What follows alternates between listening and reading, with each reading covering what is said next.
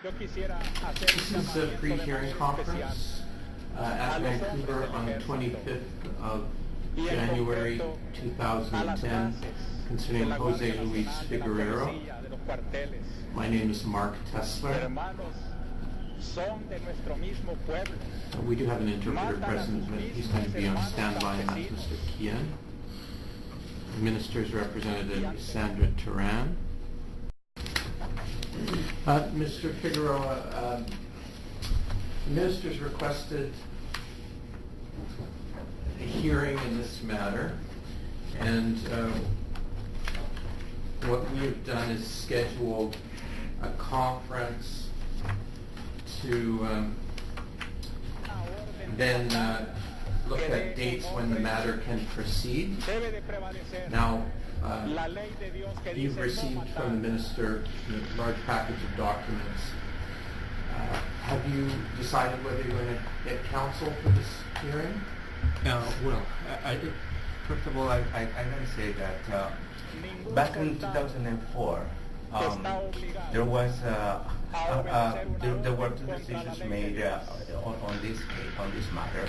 There was the pre-assessment removal,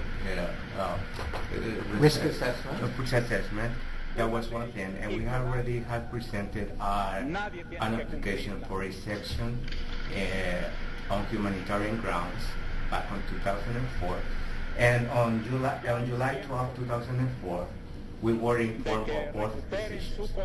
The pre-assessment that was on the conference or the hearing that we have for an immigration case, it was denied, but the exception on humanitarian grounds was approved by Officer Jane Hidalgo, and at that time we were still being represented by a lawyer. Who was Peter Lowley. The person on that matter was his name is Crossenberg. I have to go through the papers, but anyways, at that time when this was handed in to us, to my wife and I, the humanitarian grounds, the lawyer congratulated us in the matter that it was going forward. From that time on, we started getting mails from immigration requesting stuff like passport updating and stuff like this. So you made an application for permanent residence? Exactly. So the application had been going through, and we didn't see that we needed a lawyer since then. So we haven't had any lawyer representing us in this matter, and so until the process had kind of been stuck in different stages. Back in 2004, it advanced. They were asking for different things, and we have documentation on like medical exams and stuff like that. Then on July 2007, they restarted sending us more requests about the medical exams. At one point it was already expired, so they requested more stuff in order to process this application, and they continue doing so. Application for medical exams, renewal passport, criminal checks, and all that stuff. Then the process of this application had been kind of stuck again until last year, when we received actually we never received a letter from Officer Ward Hinton.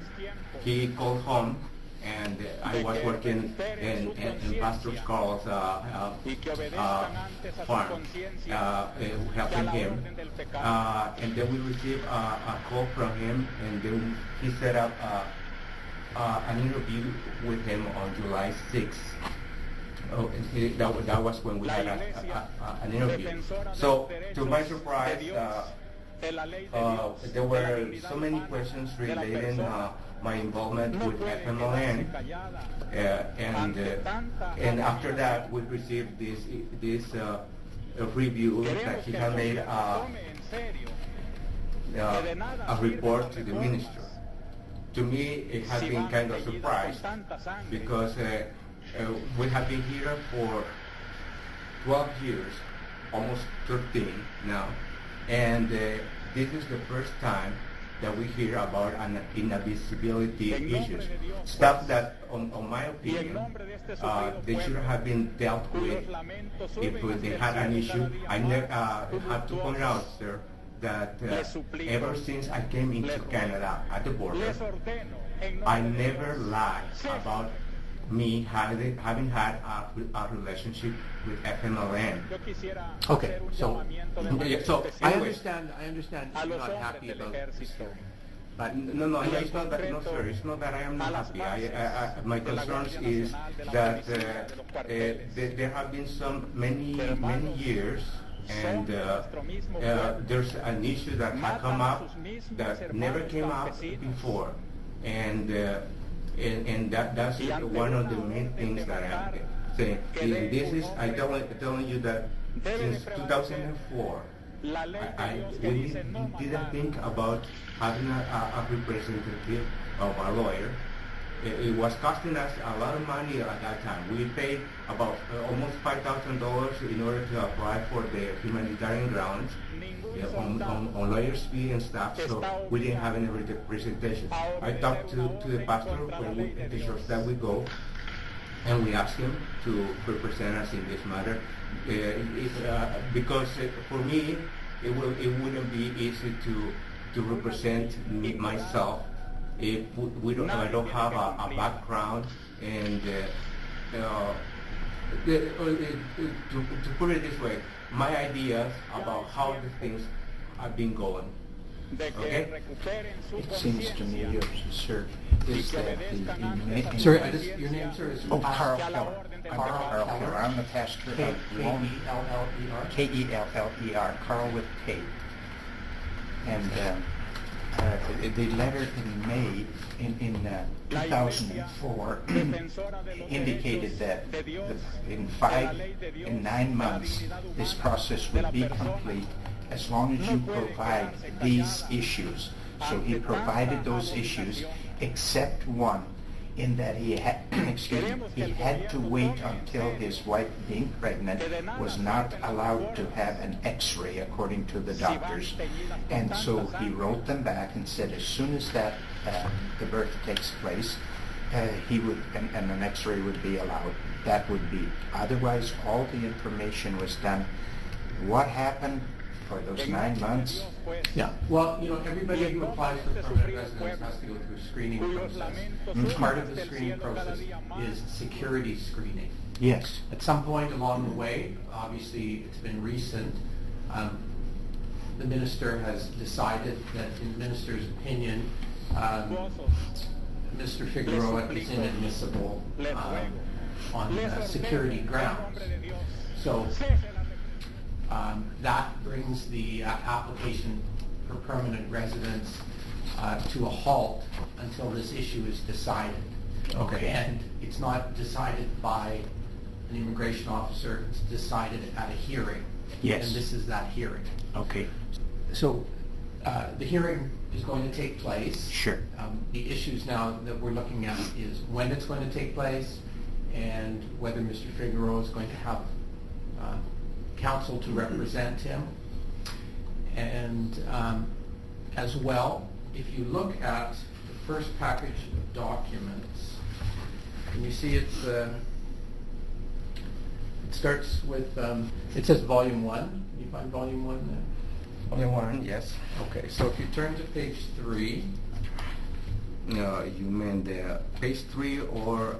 Page 3. Tab, it's a tab... that's the report. Tab 3, page 3. That's the report from the... Yeah, that's the report. Now, if you read the report, it says, so this is the allegation. Mm-hmm. So the minister is alleging that you're a foreign national who's inadmissible on security grounds for being a member of an organization, that there are reasonable grounds to believe engages, has engaged, or will engage in acts referred to in paragraph 34.1c, namely engaging in terrorism. Now, it's the next paragraph that I think you need to look at. It says, the matter referred to in subsection 1 Yeah. do not constitute inadmissibility in respect of a permanent resident or foreign national who satisfies the minister that their presence in Canada would not be detrimental to the national interest. Yes. So I suggest to you that you also make an application to the minister for this exemption. Okay? It's under 34, Yeah. 34.2, right? Yes. I didn't bring my application. Is it 34.2? No, I didn't bring my. Sir. But this is it's a separate separate matter. It's in a sense it's like making a humanitarian and compassionate application. You have to make an application to the minister for an exemption.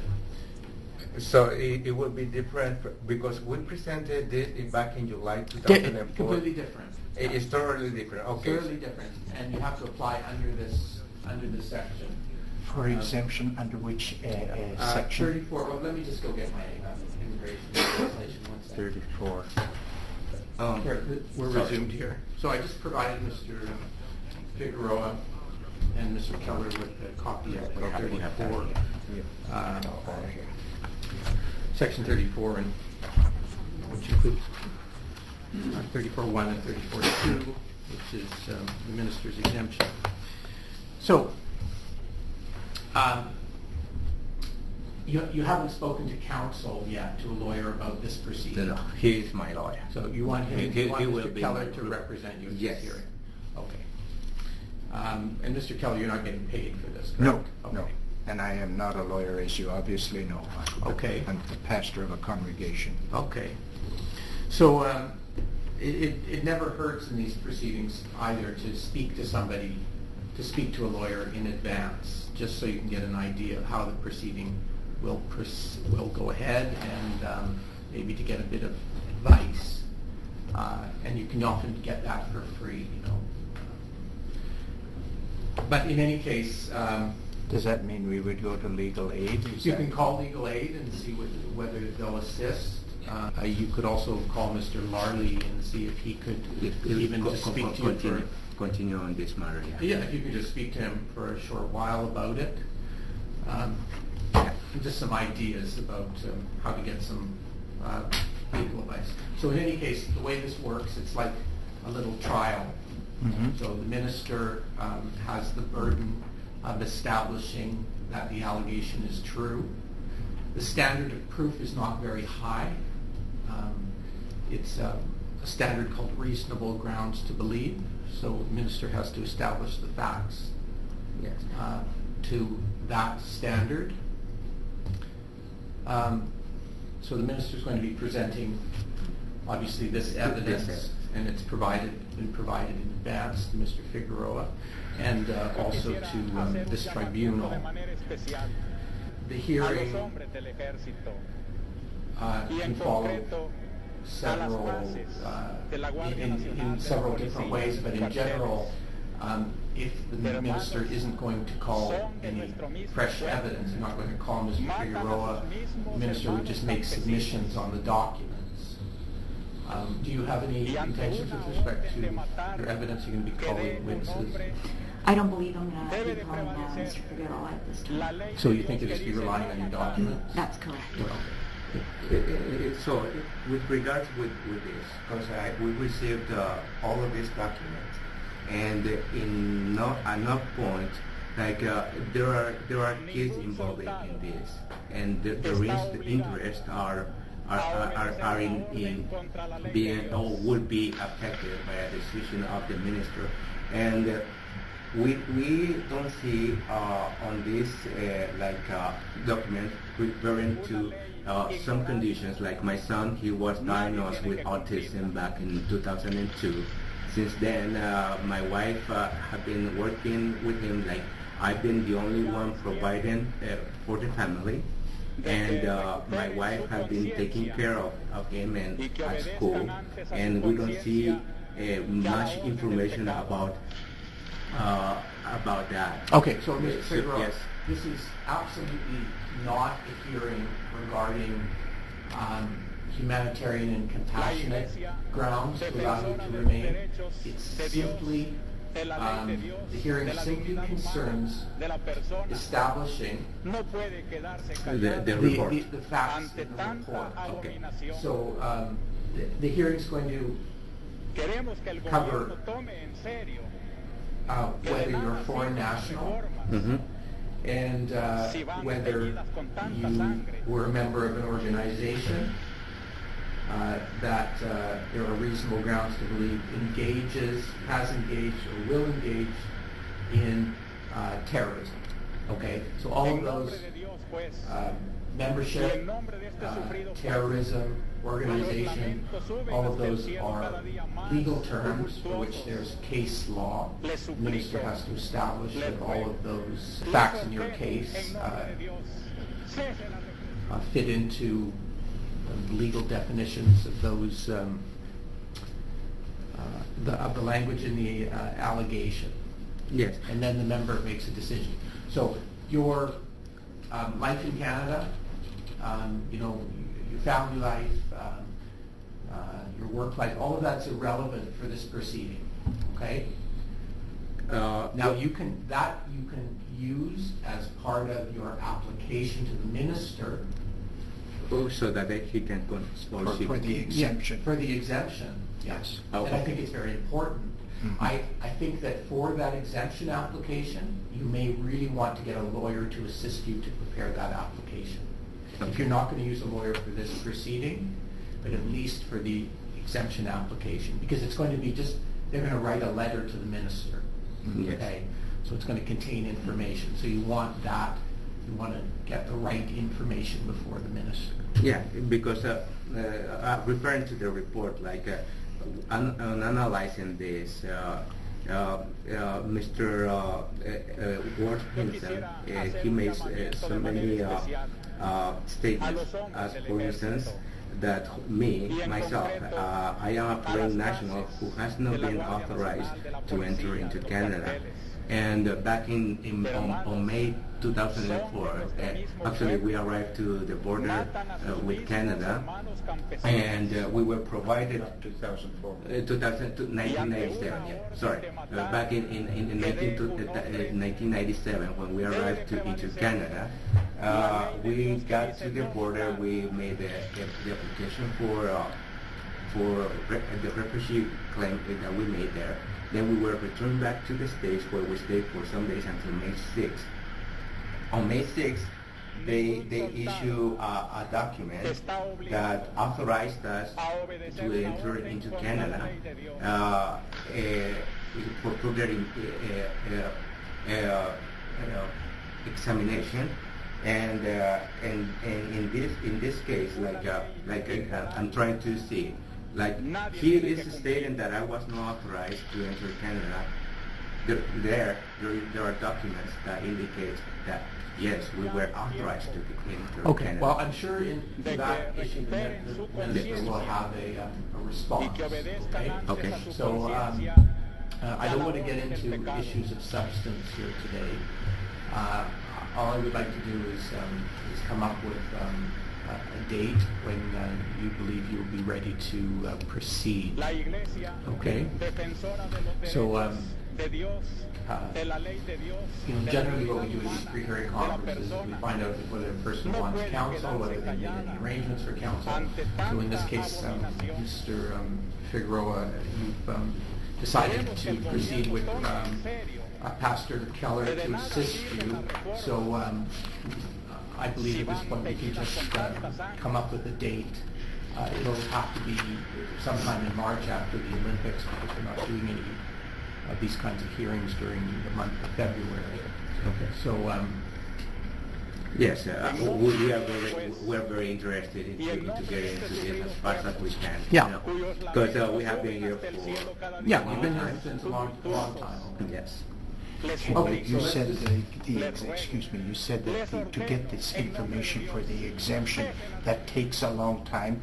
No, the actual decision of the minister tends to take a long time. Okay. Yeah, so What is the time frame for? I can't really tell you. I just know that you should get the application started as soon as you can. So Should we wait for an answer from the minister before we have the hearing? I can tell you that the minister will contest that That application. So in general, we don't give adjournments to wait for that application. However, I have seen decisions, and I've made some decisions myself, granting an adjournment, but the circumstances have been very, very specific, very particular. Again, I suggest that you go speak to legal counsel about this, just so that you understand a little better the framework. If you want to make an application for an adjournment, then we can do that. We can hear that at the opening of the hearing, and the member will consider it. But again, I suggest that the minister will oppose that application. So let's take a recess here and come up with a date to open the hearing. Just so that before we take a recess, the minister has made the disclosure mostly what he will be relying on. However, there's going to be one more set of documents that are going to come, and that's just case law, and that'll be made available to all parties well in advance. Okay. So. Okay, this matter is resumed. So this hearing is scheduled for the 22nd of March, which is a Monday, at 9 a.m. And we'll set aside the whole day for it, so 9 to 4, and we'll try and get it completed on that day. If anything changes, if you find that you want to have counsel, you should advise the Immigration Division and Ms. Turan as soon as possible, so that if a date needs to be changed to accommodate counsel, something like that, just let us know as soon as you can, okay? But otherwise, we'll expect the matter to proceed on the 22nd of March. Okay, great. Okay, this conference is concluded. Thank you.